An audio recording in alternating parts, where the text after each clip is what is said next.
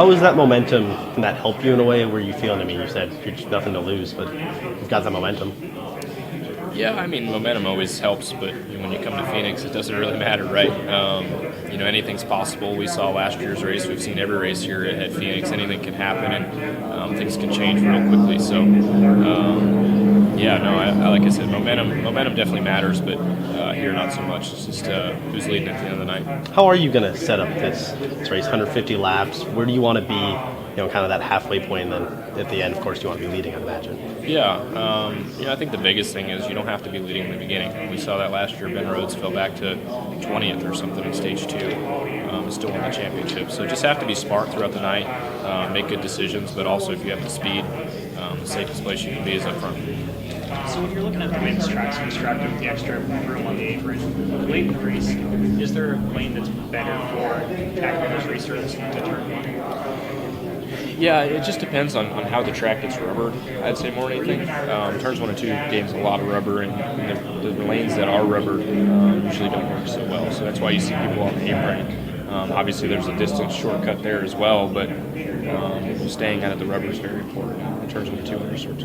What worked the best for you last year? Because I know obviously you had success here. Yeah, I mean, I don't necessarily know. I mean, we've kind of got lucky, in a way, and got in position to win, but and there's so much differences this year from last year as far as restarts. I touched on it earlier how it's moved back to prior locations instead of being moved forward like it was for our race only last year. So hopefully that causes less chaos. Everybody saw what we saw last year, so hopefully there's no stupid moves. And I'm guilty of them too. I mean, I made some dumb moves too, but you had to. So that's the joy and the pain of Phoenix is that there's a lot of opportunity to do dumb stuff, but those dumb things usually pay off. By winning that 4 overtime marathon last year, do you feel that gives you more of an advantage if it does in fact come down to a late race restart? Just having that experience and being there before? Yeah, I think so.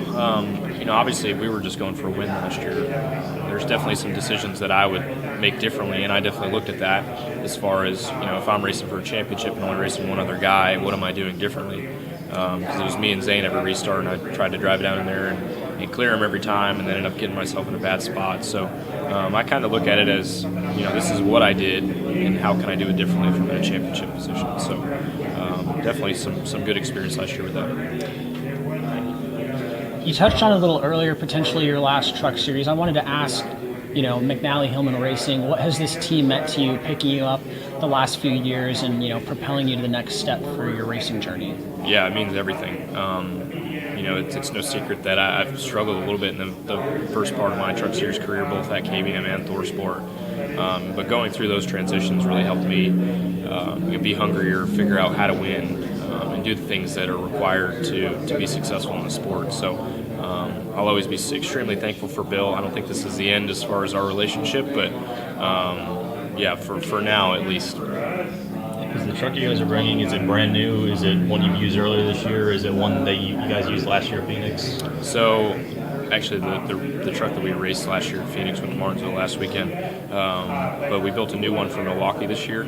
Kind of the same plan as last year, honestly. We built a new one for Milwaukee and then brought it to Phoenix. So same thing here. It's been sitting on ice since August. I feel very comfortable about the vehicle that we brought.